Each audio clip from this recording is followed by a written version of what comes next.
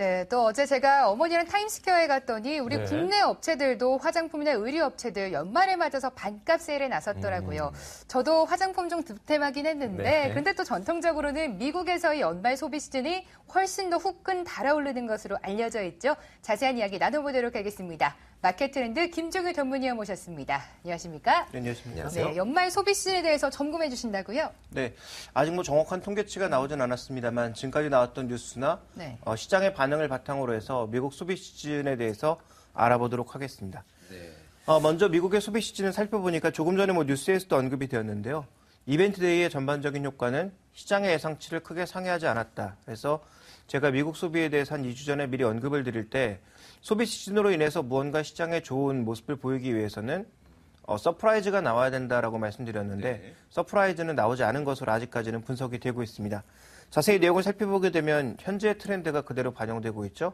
온라인은 한 2%가량의 증가를 보이면서 온라인 시장에 빠른 약진이 나타나는 모습이었는데요. 실제로 살펴보면 온라인 내에서도 모바일 비중이 빠르게 성장하고 있는 것이죠. 통신망의 전반적인 개선과 함께 모바일 인구는 무려 22% 이상 증가했을 것으로 현재 마켓워치에서는 예상을 하고 있습니다. 자, 이런 관점에서 봤을 때 이제는 매장을 굳이 찾아가서 사는 사람들보다는 기존에 내가 봐왔던 오프라인 매장에서 봐왔던 제품 혹은 친구의 제품들을 이번 세일 시즌을 이용을 해서 모바일 쇼핑이나 온라인 쇼핑을 이용해서 사는 형태들이 많이 발생을 하고 있다고 봐야 될 것 같고요. 실제로 블랙 프라이데이에 어떤 제품들이 많이 팔렸는지 눈으로 확인을 해보도록 하겠습니다. 월마트에서는 아이패드 미니가 가장 많이 팔렸습니다. 가격은 $299 정도였고요. 비지오 TV라든지 여러 가지 TV들 제품들도 월마트에서는 비교적 많이 팔리는 모습이었고 타겟에서는 아이패드 에어가 가장 많이 팔리는 모습. 그리고 이 베스트바이에서는 의외로 마이크로소프트의 서피스가 굉장히 싸게 팔았기 때문에 1등을 차지하는 모습을 보여주었습니다. 그래서 과거 이 가격이 $699였는데요. 이제 $500까지 할인하면서 파니까 많이 팔린 것이라고 좀 이해해 볼 수 있는 상황이고요. 또 하나의 특징은 엑스박스 같은 게임 그리고 삼성에서는 유일하게 갤럭시 탭이 4위를 차지하는 모습을 보임으로써 전반적으로 이번 블랙 프라이데이 히트 상품도 전부 IT였다라는 것을 우리가 알 수가 있습니다. 시장의 반응을 살펴볼 필요가 있겠는데요. 미국 소매업종의 전반적인 흐름은 최근에 오늘, 어제 이어서 이틀 조정을 받았습니다만 추세적으로는 꾸준하게 고점을 올려나가는 그런 모습을 보여주고 있죠. 여전히 견조한 상승 추세가 이어지고 있는 가운데 유통업체들의 전반적인 흐름은 이런 온라인, 모바일의 변화에 적극적으로 부응하고 있는 종목들입니다. 대표적으로 아마존, 오늘은 조금 조정을 받았지만 최근 신고가의 양상이 이어지고 있었고요. 뒤를 이어서 월마트 같은 기업도 최근 들어서는 여러 가지 형태, 이 유통 형태의 변화로 인해서 긍정적인 모습을 나타내고 있는데요. 제가 이 시간을 통해서 이제 꽤 오래전에 소개시켜드린 적이 있었습니다만 월마트는 기존의 매장을 창고와 비슷하게 활용하는 그런 형태도 가져가고 있습니다. 즉 온라인 이마트에서 구매를 하고 실제적으로 그 제품을 택배를 통해서 받는 것이 아니라 내가 주변에 가까운 이마트 매장을 월마트 매장을 찾아가서 거기서 이제 제품을 가져가는 거죠. 이제 그런 형태의 모습을 보이면서 월마트는 많이 온라인 쪽과 조금 연동되어 있는 모습을 나타내면서 최근 여전히 주가 강세를 보여주고 있고요. 메이시스 같은 종목군들도 최근에 다른 백화점들보다는 굉장히 견조한 주가를 보여줬죠.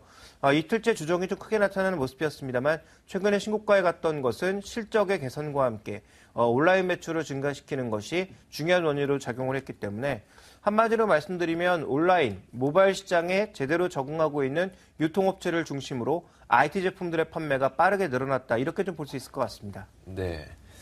자, 전반적인 매출 상황을 살펴보니까 IT 쪽으로 많은 매출이 나타났었고, 자, 이제 그 100년 넘게 이어져 오던 JCPenney가 S&P 500에서 퇴출이 된 걸로 확인했죠. 그만큼 이제는 오프라인보다는 온라인 쪽으로 더 기울어지는 것 같고, 이런 두 가지, 몇 가지 상황을 살펴봤을 때 얻을 수 있는 투자 힌트 무엇이 있을까요?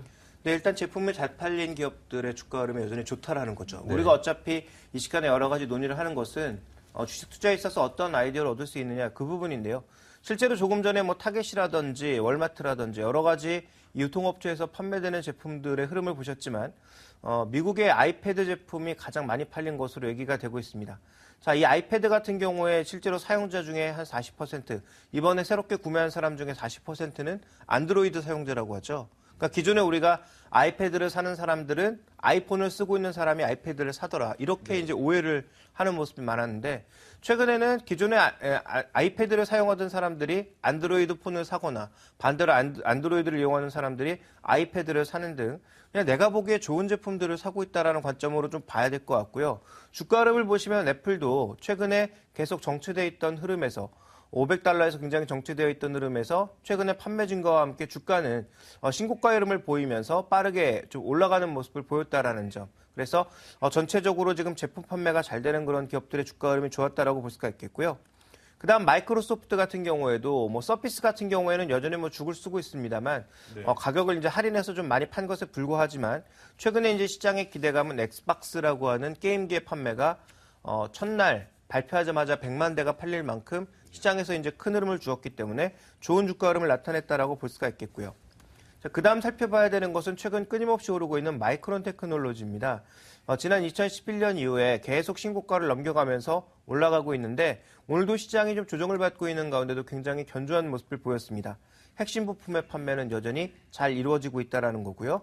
퀄컴도 마찬가지죠. 주요 새 제품들에 들어가는 칩이 삼성의 엑시노스는 좀 뒤로 밀리고 퀄컴의 스냅드래곤이 장착되고 있는 것이 최근의 현실인데요. 그러다 보니까 퀄컴 같은 경우에도 IT 판매량이 늘어나니까 전반적으로 핵심 부품의 판매는 늘어나고 있다. 즉 요약해보면 완제품이 잘 팔리는 것, 그리고 그 완제품 안에 들어가는 핵심 부품을 제공하고 있는 업체들의 전반적인 주가 동향이 미국에서도 가장 강하게 나타나고 있다고 봐야 될 것 같습니다. 네. 네, 우선 미국의 소비 트렌드를 좀 보자면 온라인이나 모바일 쇼핑이 많이 증가하고 있다 이렇게 좀 정리할 수 있을 것 같은데 저도 한국에서 인터넷 쇼핑, 모바일 쇼핑, 인쇼, 모쇼 즐겨 하거든요. 한국도 이런 비슷한 흐름이지 않나요? 그렇습니다. 한국도 점점 이제 모바일 쪽이라든지 온라인 쪽은 확대되는 그런 양상이 있고요. 기존의 유통주들은 상대적으로 좀 줄어들고 있는 양상이죠. 그렇지만 미국과 마찬가지로 최근에 한국의 대형 유통사들도 온라인 쪽이라든지 이런 쪽을 새롭게 뚫기 위해서 여러 가지 이벤트들이라든지 강력한 프로모션을 진행하고 있다는 관점에서 기존의 유통광자 그리고 새롭게 트렌드에 떠오르고 있는 유통주들의 계속적인 싸움이 벌어질 것으로 예상이 되고 있습니다. 이것은 어떻게 보면 그 소비자 입장에서 좋은 일이라고 보여지죠. 전반적인 가격들은 떨어질 수가 있으니까요. 그래서 이런 경향들을 반영을 했을 때 과연 국내 시장에서 또 어떤 종목군들을 관심을 가져야 되느냐. 그 부분에 우리가 좀 이제 신경을 써봐야 될 것 같은데요. 유통 쪽에서는 이렇게 새로운 트렌드를 앞서 나가고 있는 인터파크 같은 종목군들, 또 홈쇼핑 같은 종목군들도 좋아 보입니다만 전체적으로 시장에서 이제 살펴봤을 때 미국도 11월 달 이후에 꾸준하게 계속 할인 행사를 진행하고 있거든요. 그래서 사이버 먼데이라고 하는 것이 월요일 하루에 그치는 게 아니라 보통 짧게는 일주일, 길게는 2주일 정도 가는 흐름이기 때문에 그런 흐름에 기여해 본다면 결국 우리 시장 내에서도 4분기 소비에 기여할 수 있는 이런 유통주들에 대한 관심은 여전히 좀 끌고 갈 필요가 있겠다라고 판단을 하고 있고요. 또한 종목별로 살펴봤을 때는 미국 내에서도 시장 장악력이 굉장히 강한 제품들 여전히 1, 2위를 쉽게 놓치지 않고 있단 말이죠.